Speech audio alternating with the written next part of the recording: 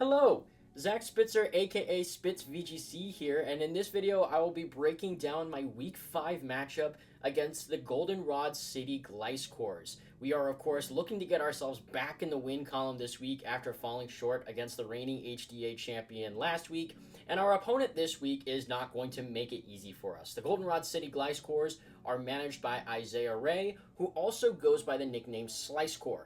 Now, Slicecore's been playing Pokemon since 2008, and they've dabbled in VGC in various points in time in their time playing Pokemon. They looked at it a little bit in 2012, got the chance to attend a regional as recently as 2024, and this time around, they're using this draft league as an opportunity to really dive into the VGC space. And they've gotten themselves off to a strong start with a 3-1 record through the first 4 weeks. They've largely been powered by their Toxapex, which has been one of the Pokemon that, even though it's very defensive in its profile, has managed to be top 10 on the MVP leaderboards heading into the first half of this season. Will I be able to stop this unruly Toxapex? So taking a look at the Goldenrod City Gliscors, you can see that there's a heavy emphasis on defensive profile here.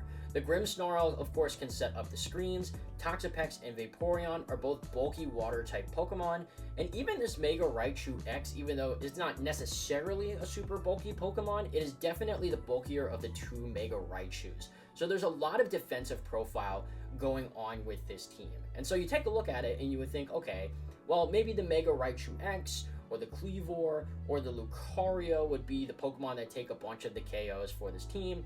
Maybe one of them is the MVP heading into this 3-1 start. But it's actually been this Toxapex. Heading into this week, Toxapex has a 10-to-1 KD ratio, which is just absolutely absurd. It's been able to use the power of Poison and Infestation to slowly whittle down the Slicecore's team and power them to a 3-1 start. So this is the one Pokemon that I am absolutely keeping an eye on for this week. The good news for us is that both of our Megas match up really well into it. So Mega Delphox can use its Psychic type damage to hit Toxapex for super effective damage, and Mega Aggron can use its Steel typing to shrug off any potential poison damage that this Toxapex wants to go for. So we can use one of those two Megas as a potential counter here. Other Pokemon I am keeping an eye out for, this Kleavor, if given a Choice Scarf, can outspeed and KO my Delphox with a Stone Axe, and I'm worried that Stealth Rocks might potentially be something I have to keep an eye out on, so knocking out that Kleavor if it comes early will be the one Pokemon that I am making sure to emphasize. Additionally, this Lucario is in an interesting spot. Even though it doesn't match up well necessarily into Mega Delphox, I think it has a really deep move pool with moves like Dark Pulse and Flash Cannon and Close Combat, and can be either a physical or a special attacker. So with a Focus Sash, I think that Lucario could potentially be a Pokemon that comes around, but Slicecore might instead opt to bench it instead. So taking a look at who I think Slicecore is going to bring and who I think Slicecore is going to bench. I think Raichu, Grimmsnarl, and Toxapex are all generally givens. They have been backbones for Slicecore so far this season. I would expect all of them to come to the matchup this week. I would personally expect the Kleavor to come to this matchup as well. I think it has a really positive matchup into Delphox. And then I would expect Vaporeon to come into this matchup as well. Vaporeon I didn't respect all that much when I was practicing, but quickly found that with Haze and with a couple of other tools, it can really be a thorn in the side for some of my Pokemon, especially Mega Aggron, who I actually chose to bench this week. So that's something I am keeping an eye out for. From there, I think it comes down to either Lucario, Sceptile, or this Stunfisk Galar. The one thing working in my favor is that Sceptile and Stunfisk Galar have not hit their quota yet for coming to 4 games. And so as a result, I think there's an opportunity there to take advantage of Slicecore needing to bring both of them. Both of those can potentially be threats. Sceptile can threaten my Tauros, and Stunfisk Galar does get Sucker Punch, so it does have an avenue to threaten my Mega Delphox. Its ability also allows it to be an electric type when it's on that electric terrain, which pairs really well with that Mega Raichu X. So I think there's a world where that comes around, though realistically I would expect Sceptile and then one of either Stunfisk Galar or Lucario to be benched this week. But that is kind of what I would be expecting and what I am preparing for as part of my prep this week. So here's a quick look at the team that I'm going to be bringing this week. Did a little bit of something different with the lighting. Let me know if this works better or if you think it works worse, but I think it's something that could potentially be helpful going forward, so we'll see if that helps out.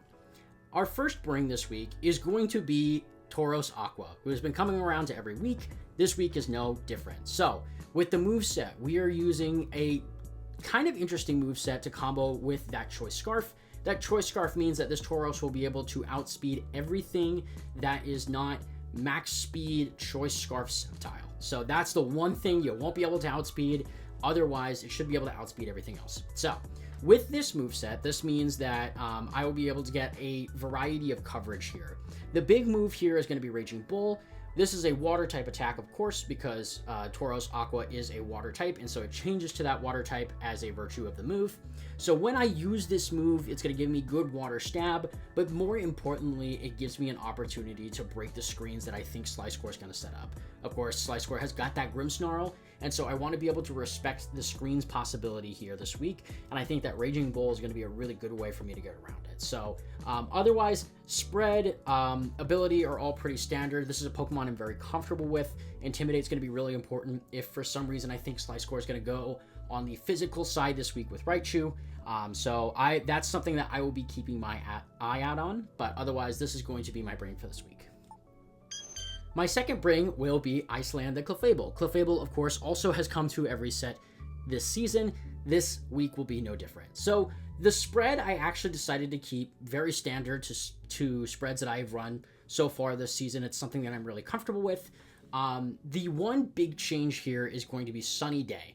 So Sunny Day means that I will be able to combo that with Delphox and with Rhyperior, who I'll talk about a little bit later, to give me some damage reduction into water types, but more importantly, to also use that Sunny Day to boost the power of Heat Wave. So Clefable will be super, super supportive this week. Doesn't mean it can't do damage. There are some lines this week where I anticipate I'll actually Mega Clefable.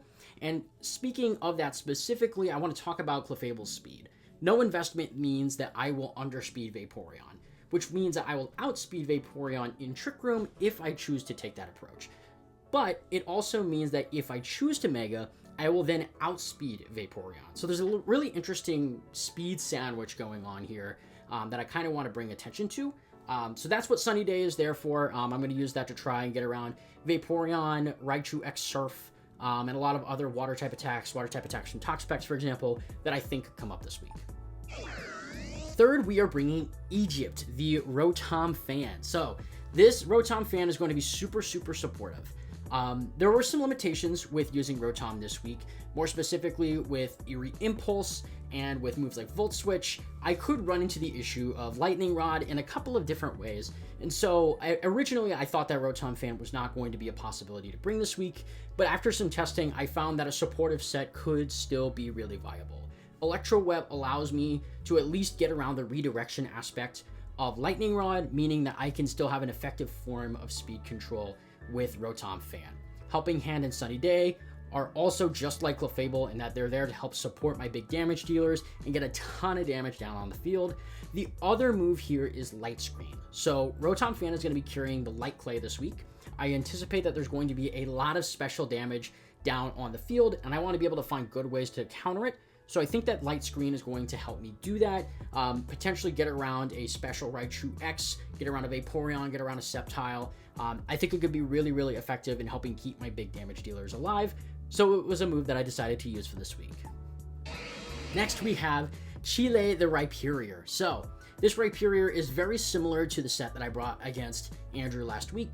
There's a couple of small differences though. Rather than Jolly, I am running Adamant, which means that even though I will need multiple Electro Webs to be able to get Rhyperior to start outspeeding things, it means that I'll be able to hit just a little bit harder. We are using Focus Sash again this week, so I'm not too worried about the bulk specifically on Rhyperior. I'm wanting to let the attack and the speed potentially speak for itself.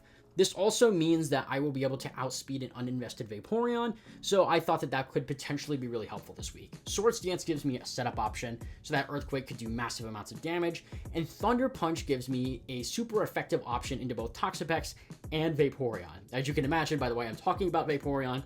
It is Pokemon that I want to respect this week, so that is why I am bringing Thunder Punch.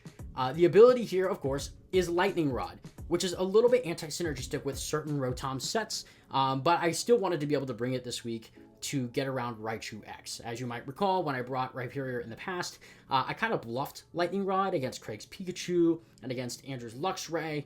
This time around, we're not bluffing it. We're bringing it here so that we can have a good counter into Mega Raichu X. And I think Rhyperior could be a really good Pokemon to help me out instead of a Trick Room setup or an Electroweb setup to sweep and get a ton of damage down. Next, we have Scotland the Delphox. So, Delphox this week with the spread is trained to outspeed max speed Sceptile. All the damage is put down into its special attack, and then the rest is kind of a spread of the bulk for Delphox. This moveset here is very, very standard.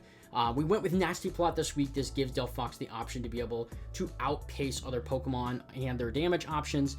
Heat Wave and Psyshock give me the opportunity to dish out massive amounts of damage.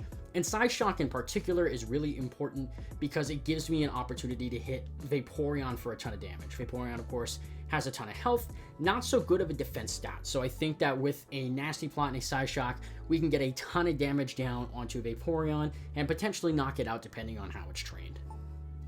Germany, the Gourgeist is going to be my last bring of this week. So the spread is very standard, and it's a spread that I've been using up to this point, but I want to talk about the moves a little bit. So Shadow Sneak will give me the chance to potentially break any focus sashes that Gliscor could bring. I think that Lucario is going to be the one to have that focus sash, but it could also be something like Kleavor as well, right? And so using the combo of Frisk and Shadow Sneak, I get a chance to be able to scout out for that focus sash, break it with Shadow Sneak, and then use another move to potentially knock out one of Gliscor's Pokemon. So that's what Shadow Sneak is there for.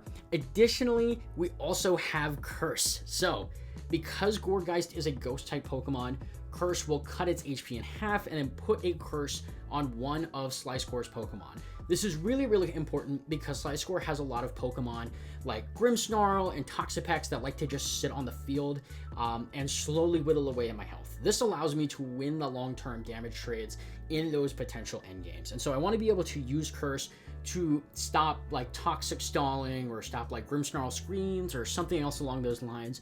Force Gliscor to be a little bit more out of position so that I can take advantage in later parts of the set.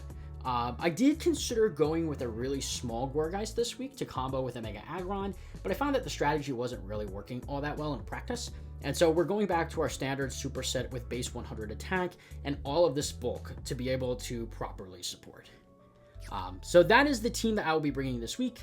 Gourgeist, of course, will also have a Citrus Berry as well to kind of help with some of that effectiveness. And this means that with Curse, I could potentially launch off a maximum of 3 Curses if I wanted to. Hopefully we don't get into a board state where that happens, but if I needed to do that, we've got that option. So with that, let's get right to the games. Okay.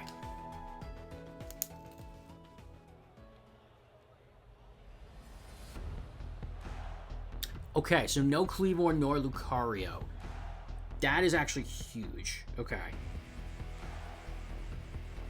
Hopefully that does not come back to bite me.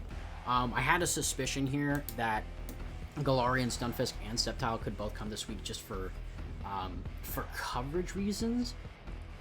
But there's no Kleavor. Okay, so Electroweb is a potential option that they could go for, right? I could go with my standard lead, which is to do Rhyperior in the back, and Tauros and Gourgeist in the front.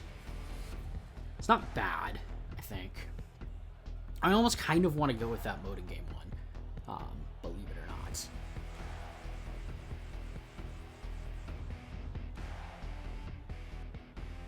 Yeah, I kind of want to go with that mode in game 1. So that's 1, 2, and 3, 4.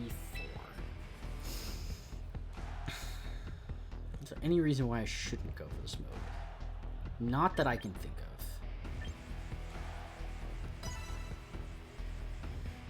Alright, let's do this. So, this was one mode I liked. I think there's going to be an opportunity here to use Delphox, but I don't want to use it just yet. Think we could potentially go for that in game 2. So, Raichu Grimmsnarl lead, okay. This was a lead that I saw quite often in practice. Light Clay on the Grimmsnarl. Okay, that makes sense.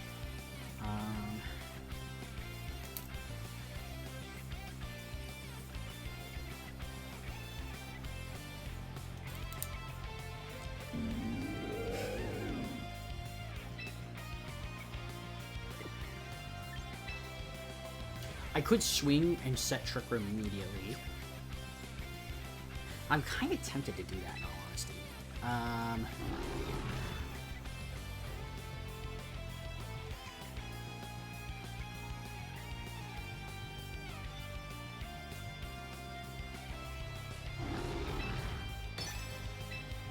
Yeah, we'll do that.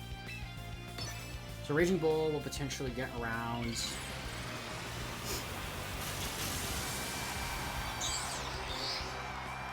Yeah, so Raging Bull will get around a screen. I don't know. I would expect a Fake Out here. Okay, Fake Out. This is fine. Times is not fine. Okay, that's an issue.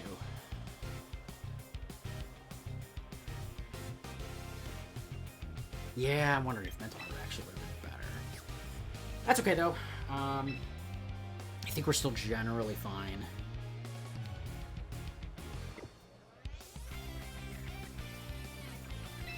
Yeah, I'm generally pretty cool with this, I think. So, I now want to go...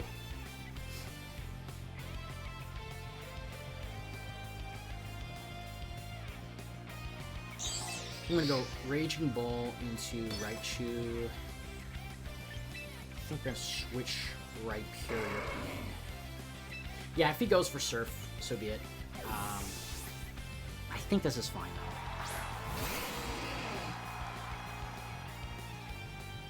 Okay, Reflect. So that's fine. So we have Reflects. Yeah, Fake Out on the Raichu. This should do half. Perfect.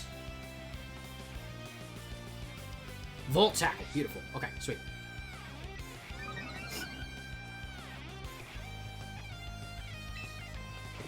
Okay, great turn. Great turn.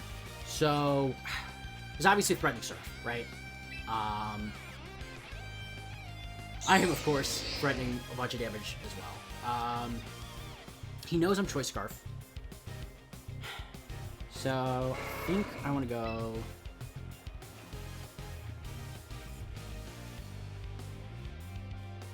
I think I'm going to go... So I can go Raging Bull again, right? And I would get around the screens. He could Protect, go for Spirit Break. I think when you do Raging Bull, we're going to use this opportunity to set up Sweet Stance. It's probably the Vaporeon switch, would be my guess. Toxapex. Okay, that's fine. Sucker Punch on the Grimmsnarl. Okay.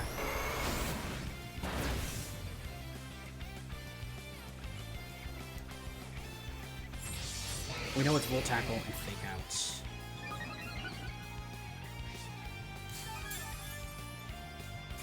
And leftovers on the Toxapex. Alright, cool. So now we're gonna switch into Clefable here now. We'll go Protect.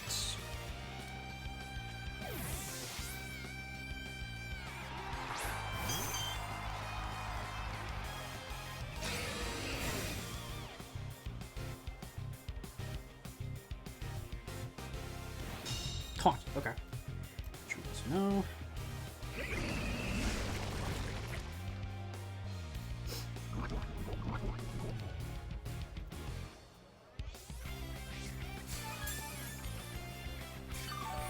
I would expect a Baneful Bunker play. So, given that... So we didn't see a water move, right? So the question is, does Toxapex have it? Because it could be Sucker Punch water move, right? I could scout for it. It's probably physical, if I could guess. So I want to do Mega and Moonblast. We're going to go Earthquake here. He could set up a Reflect, which means that Earthquake is not necessarily a given to pick up. But I don't really see too much of a drawback here. So I'm fine going for this. This also could have been Helping Hand too, but if I can clear the Grimmsnarl, then that puts me in a pretty good spot, I think. So here's the Reflect. We have almost all the Grimmsnarl attacks here.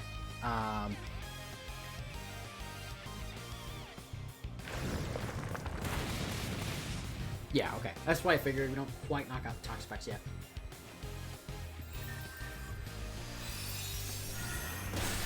This also means they only get one screen up, which is good.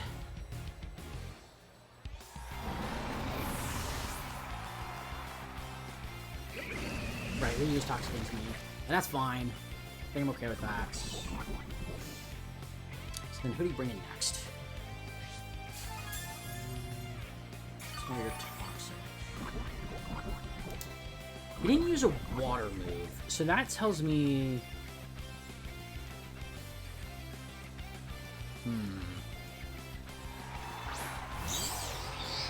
Okay, so now it's the Raichu switch. So now I want to go swap into Tauros.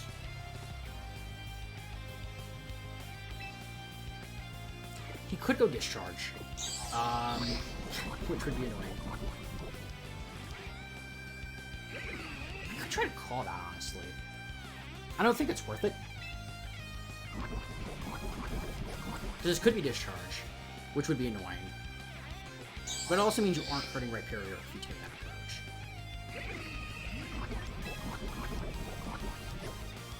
So I actually think...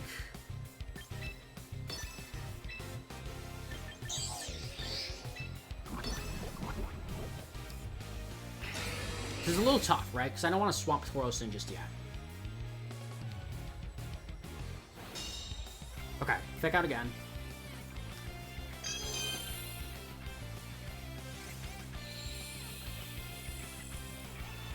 Okay, recovers the other.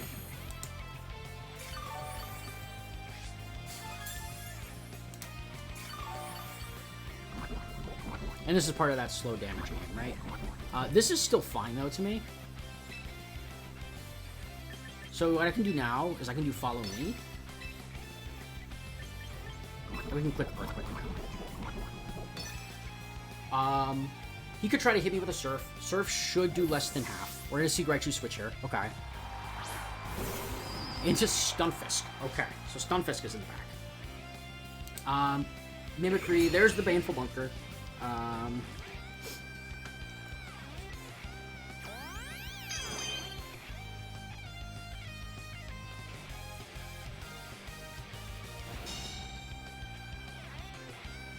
Question is, are you...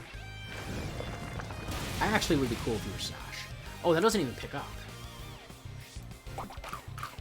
Interesting. Okay.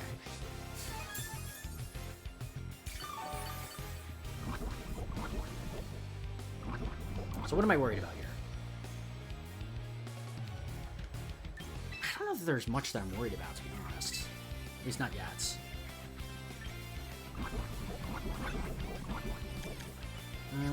Reflect is still up. We saw it did like 80-ish%. You could do Sucker Punch, but Sucker Punch isn't going to pick me up, and I outspeed with Rhyperior. So what we're going to do, we're going to Helping Hand and Earthquake. This should pick up the Toxapex, and should pick up the Stunfisk as well, unless it's like Choice Scarf or something. Okay, protect. Cool by me.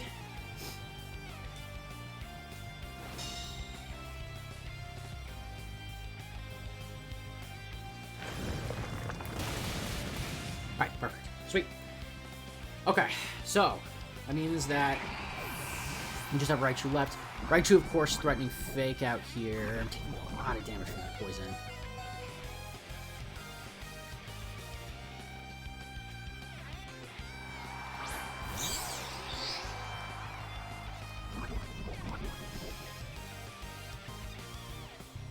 I think I just go Moonblast.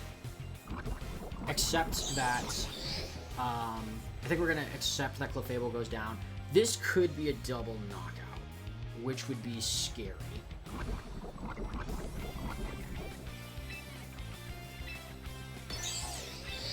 So I could protect here to get around that, but I think I just... Oh, actually, no, maybe I should protect. No, I'll Earthquake. I might come to regret this one. We'll see. Okay. So it was into the Fable, so we called the Protect. Didn't get it right. This should be a double knockout, and then I should win the game. Perfect. Sweet. That is what I wanted to draft Rhyperior for in the first place. That's awesome. Okay. So it was Toxapex in the back. We had Baneful. I did not see a water type attack. So that tells me, I don't know if there is one on Toxapex. Crazy thing is, we didn't even get the Trick Room up, and it still worked. Which is awesome. I'm very happy about that. Okay, so now what do I do in game 2? It was the 2 slow Pokemon, but he stopped a Trick Room. He brought Toxapex anyways. Didn't really do much, which is good.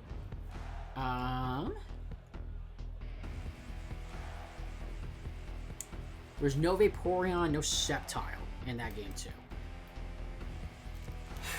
So, there's a couple of things. One, there's a world where I just do that again and say you can't beat this.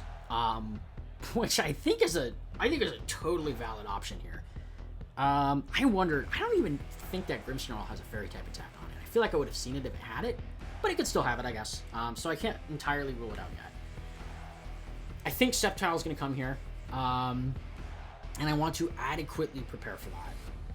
So the other option is that I drop Rhyperior completely here, and we instead go with 1, 2, 3, 4. We know that the Grimmsnarl has Sucker Punch, right?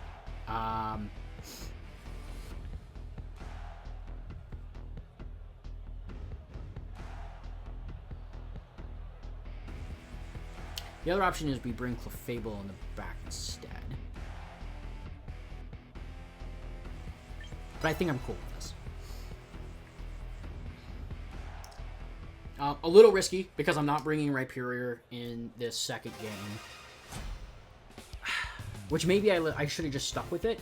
But I have a feeling he's going to drop Raichu, because it didn't really do all that much. Okay, so it's Grimmsnarl and Sceptile. Glad to have that called correctly. We don't know the item on the Sceptile. I'm going to guess that this is probably Focus Sash.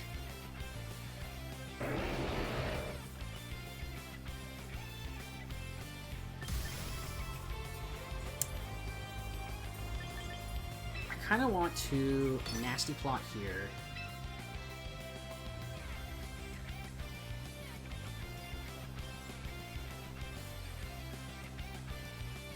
I mean, the Sceptile's not really threatening Delphox, right?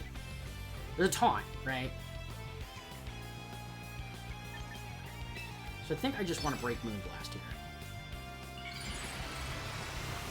Or I want to break Focus Sash here. So I suspect Sceptile's Focus Sash. I could be wrong on this. Which would obviously not be good. So there's the taunt.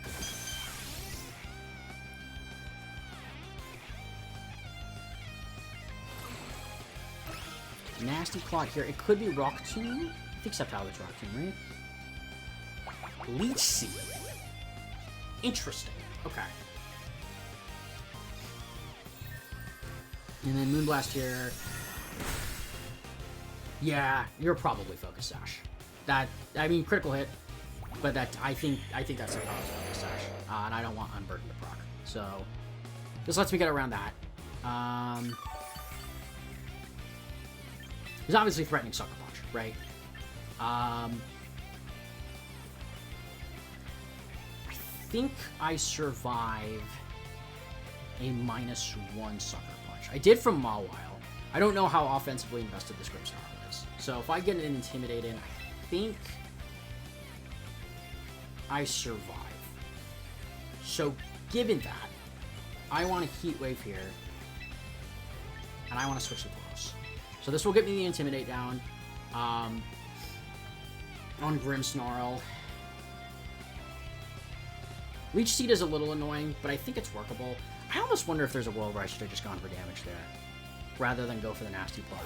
But I think it's okay, though. So you could try to set up a screen, too. We'll see. Let's see. So here's a Sucker. Okay, yeah, I take that pretty comfortably. Cool. Intimidate coming in clutch there. Heat Wave hits both. That should clear the Sceptile. Clears most of the Grimmsnarl, so that's good.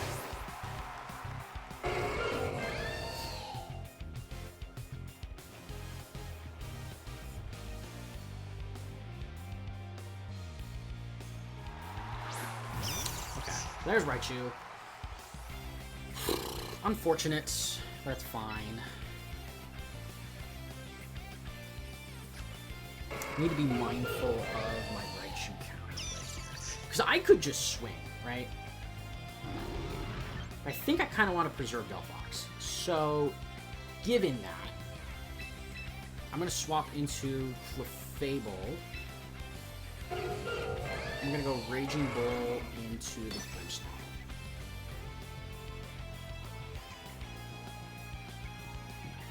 So,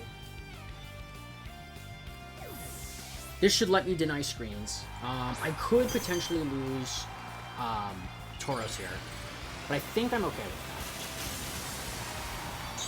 that. I could end up not being okay with that, but, you know, I could be okay with it. There's a world, so let's see. We see Fake Outs. Fake Out into... Perfect. That's exactly what we wanted to see. So, okay, Parting Shot's the last move.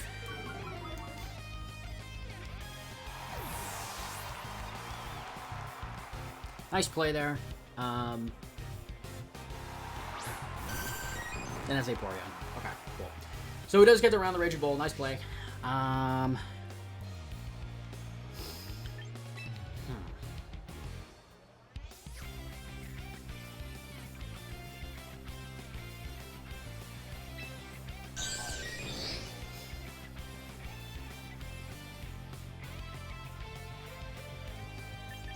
want to just go for damage here. So I think I'm going to go Moonblast into Raichu.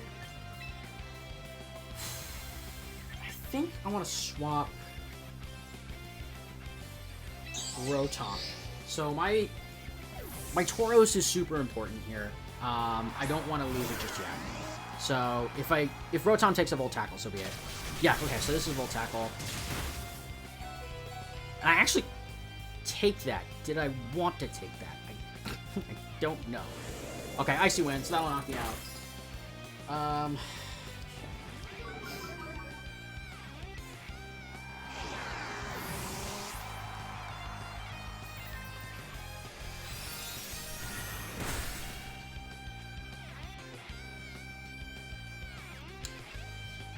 Alright.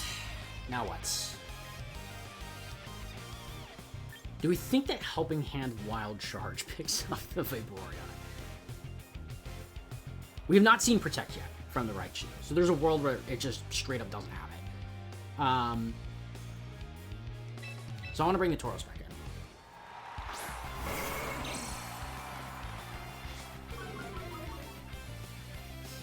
I need to position this carefully here, so this could be protecting Icy Winds. I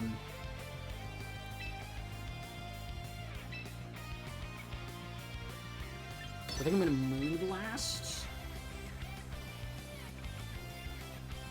I could just lock Wild Charge. Is that a bad thing? I don't think it is. You're Electric Surge now, right? So you're not Lightning Rod. So Wild Charge almost certainly picks up, right?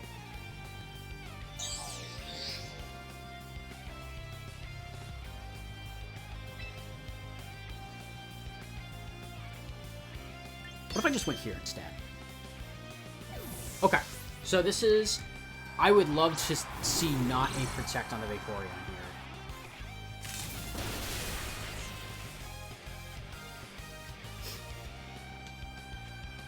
Okay, so that's 2 hits. Icy Winds.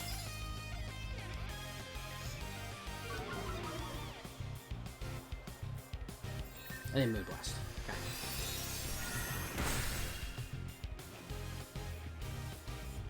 I don't know the item on Vaporeon yet. You've only clicked Icy Wind, right? So is there a world where you're like Choice Scarf or something?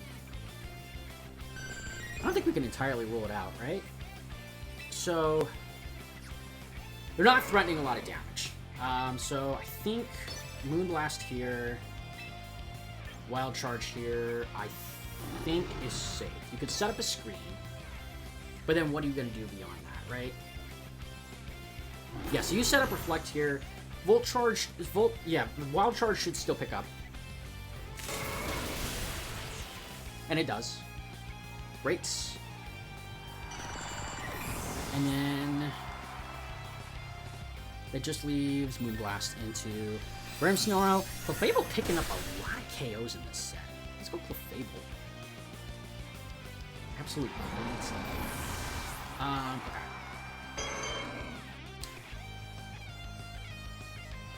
So if we want to guarantee... It should be locked up at this point. Yeah, like, quick attack, you don't really have a way to outspeed. So, we're going to go Moonblast. And we're going to switch into Delphox. Sorry, Delphox. It's not going to help your KD. But I want to guarantee the win here. So...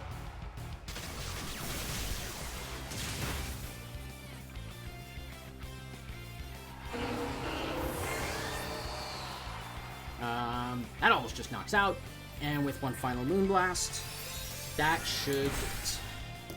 Alright! Clean 2-0 win here. Really happy with that. I think the Rhyperior set went super duper crazy this week, so I was stoked that got some use. Clefable went nuts, ironically enough, with the Moonblast. So really cool to see some KOs there. Rhyperior was an animal. Really happy to see that. Yeah, the sets worked out really, really well this week, I think. So nice clean win. We'll 100% take that. So yeah, let's take us over to takeaways. As always, we'll wrap up with some takeaways. Things that worked, things that didn't work, and overall game takeaways for this week. The first thing I want to start with is that Rhyperior set. Rhyperior dominated exactly as I hoped it would when I first drafted it. Being able to set up that Swords Dance and just Earthquake all of Gliscor's Pokemon really ended up working well in my favor. I was extremely happy with how it performed, and Lightning Rod ended up being a really, really good defensive tool to shut down that Raichu. The Game 2 adjustment also worked really well for me as well. There was a temptation there for me to just stick with the Rhyperior mode just because of how good it was in that Game 1, but I ultimately decided to adjust to Game 2 as I expected that the Sceptile might be the adjustment there from Gliscor, and it ended up working really well for me. Delphox was able to get that nasty plot off, deal almost half of Gliscor's team health with that Heat Wave, and then just help set up that Tauros to clean up in the back. So I was really, really happy with that adjustment. And Clefable was a surprisingly good offensive option this week. I talked about how dominant that Rhyperior was. It ended up getting 3 KOs this week. Funny enough, Clefable also ended up getting 3 KOs this week. Moonblast just ended up being a really good cleanup move for it to use, so I was really, really happy with how it went. A couple of things that didn't work for me. First off, the Gourgeist and the Rotom didn't end up doing all of that much. So the Gourgeist, the idea there was to be able to set up the Trick Room. Of course, I got taunted on the very first turn of that Game 1, so I wasn't even able to set up the Trick Room. But it ended up being okay as my fast Rhyperior ended up outspeeding most of Gliscor's Pokemon anyways, so it didn't end up punishing me too much, but I do need to look for more opportunities to get that Gourgeist involved. Rotom also didn't really do all that much. It just kind of took a Volt Tackle and then immediately went down. But the good news is that because of that Volt Tackle, the recoil ended up being super important in that game 2 to eventually get rid of that Raichu. So I can't complain too much, but I do want to find more opportunities to get that Rotom fan to shine, as I feel it hasn't really had a chance to do that yet this season. I also feel that I made a couple of suboptimal plays in both Game 1 and Game 2. More specifically, I'm thinking about opportunities that I had to just put my foot on the gas, and I kind of let up a little bit. There was one opportunity there for me to just go for a Helping Hand Earthquake when Gliscor was setting up a Reflect, and it would have just resulted in a double knockout. But that didn't end up working in my favor all that much. I ultimately opted to just go for something like a Follow Me or a more defensive play, and really there was opportunities there to step on the gas. And there was the same thing inside of Game 2 as well with Mega Delphox Heat Wave. I was really concerned that I might need Delphox later in the match, so I ended up swapping it out with its +2 boost and that Leech Seed. But honestly, I probably should have just gone for Helping Hand Heat Wave, and it probably would have just swept through what was there. I think just looking for opportunities to really put my foot on the gas is something that I'll look to do in future weeks. And just a couple of game takeaways here. I missed out on the TR early, so that didn't end up working in my favor, but it ultimately did not end up mattering because I had the support that I needed for Rhyperior to absolutely pop off in that set, getting 3 KOs with that Earthquake. So a really, really good Game 1 there. And then Game 2, I was ready for that adjustment. Delphox and Clefable were able to get myself set up early and get a ton of damage down on the board. Ended up being a really good adjustment for that Focus Sash Sceptile. And then they were just able to clean up from there. So really, really happy with how those games played out. As we start to get towards the end of the regular season, I want to start highlighting the standings inside of the conference. As a reminder, the top 8 players from each of the 2 conferences will end up making the postseason, so I want to keep this highlighted over the course of these last few weeks. As you can see, I am right at 8th place, squeaking by based off of tiebreakers. So as a result of that win that you just saw, I am ahead of Gliscor based off of the head-to-head tiebreaker. So this is something that I'm going to need to keep in mind for future weeks. I want to make sure that I am highlighting these conference standings and making sure that I am doing what I can to lock up my playoff spot. So that'll do it for this week. Hopefully we will be able to continue our march towards the postseason. Thank you guys so much for watching, and I will see you all next week.